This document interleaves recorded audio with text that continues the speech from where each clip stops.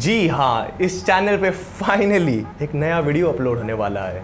जी हाँ, ये video hydroponics के बारे में ही है और जी हाँ, ये वीडियो केवल हिंदी में होगा।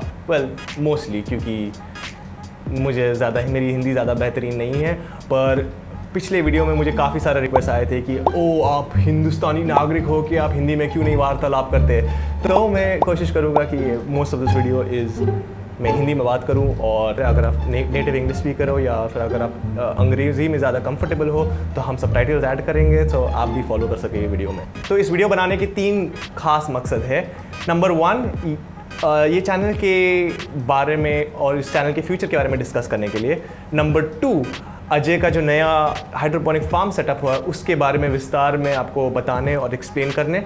नंबर 3 जो है वो होगा हाइड्रोपोनिक कोर्स का रिलीज़ डेट, क्योंकि आप में से काफ़ी सारे लोग ने क्वेरी इसके बारे में पूछा है और काफ़ी सारे लोग ने इंटरेस्ट दिखाया है कि आपको कोर्स में एनरोल करना है। तो मैं इसके बारे में भी इसका लॉन्च डेट भी आपको करीब लॉन्च डेट आपको डिस्क्लोज़ करूँगा ये वीडियो में। तो मेरी आपसे एक विनती है कि आप ये वीडियो पूरी तरह से देखें फ्रॉम स्टार्ट टू फिनिश और ज़्यादा से ज़्यादा ज्ञान बटोरें। तो पहले मैं आपको इस चैनल की एक ब्रीफ हिस्ट्री बता देता हूँ। मेरा नाम है आहद मेमन और मैं एक फिल्म मेकर और एनिमेटर हूँ। और इस चैनल के चालू करने का मकसद ये था कि मैं थोड़े वीडियोस, मेरे जो थोड़े कमर्शियल क्लाइंट्स हैं उनका जो मैं वर्क करूँ, मैं उसे यूट्यूब पे अपलोड कर सकूँ और मेरे वेबसाइट पे शेयर कर सकूँ, और इसलिए मैंने ये चैनल बनाया। तो अगर आप मेरे चैनल के थ्रू जाएंगे तो आपको काफ़ी सारे एनिमेशन वर्क देखेंगे, मोशन ग्राफिक वर्क देखेंगे, फिल्म मेकिंग वर्क देखेंगे, जो कि मेरे क्लाइंट्स के लिए मैंने एसेंशली बनाया था। और Ajay was one of my first clients in Goa. तो मैंने उनके लिए हाइड्रोपोनिक्स वीडियो बनाया था करीबन 3 साल पहले, और मैंने अजय की परमिशन लेके उसे भी मेरे चैनल पे अपलोड कर दिया।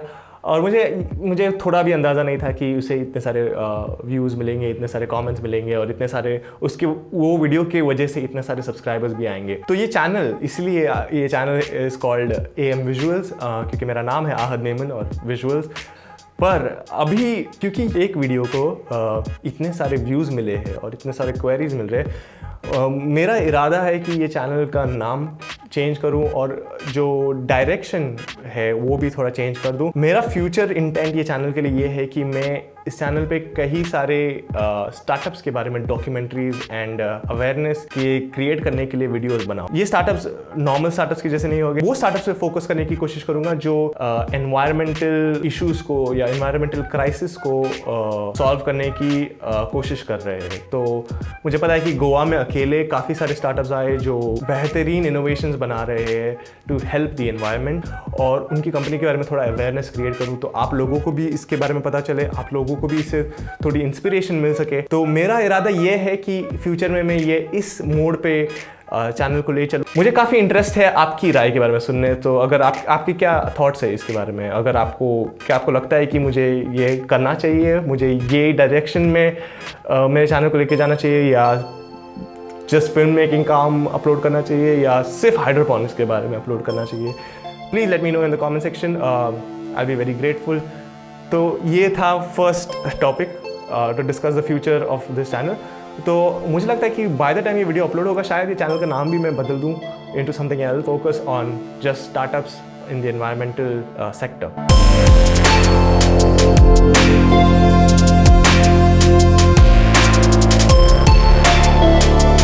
सेकेंड टॉपिक जिसके बारे में मैं बात करने वाला हूँ वो है अजय का न्यू हाइड्रोपोनिक फार्म। अगर आपने मेरा पहला वीडियो देखा होगा तो आपने अजय का इंडोर हाइड्रोपोनिक फार्म के बारे में ऑलरेडी काफ़ी सारी नॉलेज होगी, और वो हाइड्रोपोनिक फार्म NFT सिस्टम पे बेस्ड था। अभी अजय ने 1000 स्क्वायर मीटर पे एक्सपैंड किया अपना बिजनेस, और एक नई तकनीक, नॉट नई बट एक डिफरेंट तकनीक ऑफ हाइड्रोपोनिक वो यूज़ कर रहे हैं। उसके बारे में अजय के बिजनेस एसोसिएट संदीप आपको काफ़ी विस्तार में एक्सप्लेन करेंगे।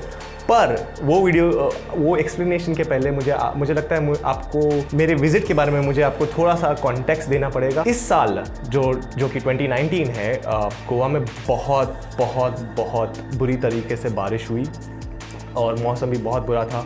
इनफैक्ट बारिश मिड नवंबर तक अब बारिश चल रही थी, तो अभी ही कुछ ही दिन हुए जब से बारिश करीब पूरी तरह से थम गई है। तो उसकी वजह से वो फार्म जो आउटडोर बेस्ड है अभी वो काफ़ी अपने प्राइम कंडीशन में नहीं था। इसलिए जब आप वीडियो देखोगे हाइड्रोपोनिक्स के, उसमें आपको ज़्यादा प्लांट्स नहीं दिखेंगे क्योंकि ये ऑफ सीज़न चल रहा था। और ऑल्सो बाहर से भी उसका कंडीशन काफ़ी ख़राब है क्योंकि उस पर मॉस और आलगे डेवलप हो गया था वो फार्म पे। जिस दिन हम अजय के फार्म पे गए उसके 3 दिन पहले तक बारिश की कोई हिंट नहीं थी, थोड़ा भी बारिश नहीं हुआ था गोवा में, जस्ट सनी था। और मैंने वेदर फोरकास्ट भी चेक किया था। इनफैक्ट मैंने 3 वेदर फोरकास्ट ऐप्स चेक किए और सब ने कहा कि वो दिन काफ़ी सनी होने वाला है। और हम लोग काफ़ी खुश थे, काफ़ी एक्साइटेड थे कि हमें फाइनली फार्म देखने मिलेगा।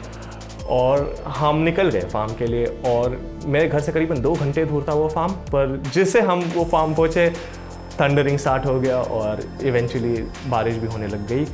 ऑफ कोर्स उसकी वजह से वीडियो को ज़्यादा इफेक्ट नहीं हुआ, पर मुझे लगा कि आपको ये कंटेक्स्ट बता दूं कि इसकी वजह से ज़्यादा प्लान्स आपको देखने नहीं मिलेंगे काफ़ी, क्योंकि वो 1000 स्क्वायर मीटर लैंड है, बहुत बड़ा लैंड है, पर फिर भी आपको ज़्यादा प्लान्स देखने नहीं मिलेंगे क्योंकि बारिश की वजह से काफ़ी प्लान्स चौपट हो गए।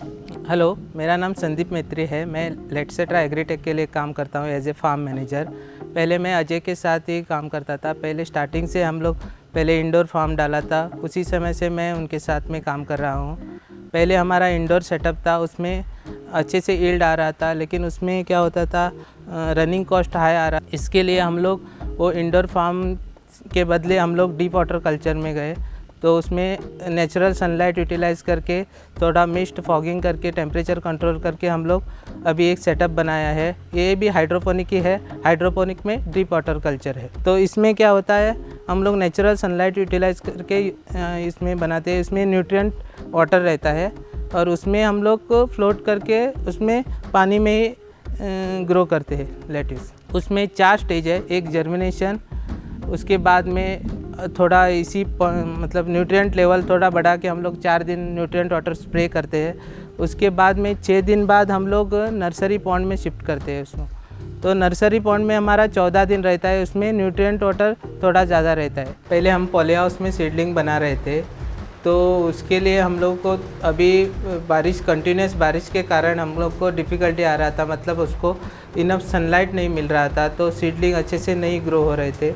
तो उसके लिए हम लोग नया टेक्निक यूज़ करके ये इंडोर में सीडलिंग बना रहे हैं और इसमें हम लोग पूरा कंट्रोल में रखते हैं एनवायरनमेंट, मतलब उसमें उसको लाइट भी नज़दीक दे देते हैं। तो इससे क्या होता है, वो अच्छे से जर्मिनेट होने के बाद उसको लीव्स अच्छे से आने लगता है और अच्छा हेल्दी सीडलिंग रेडी होता है।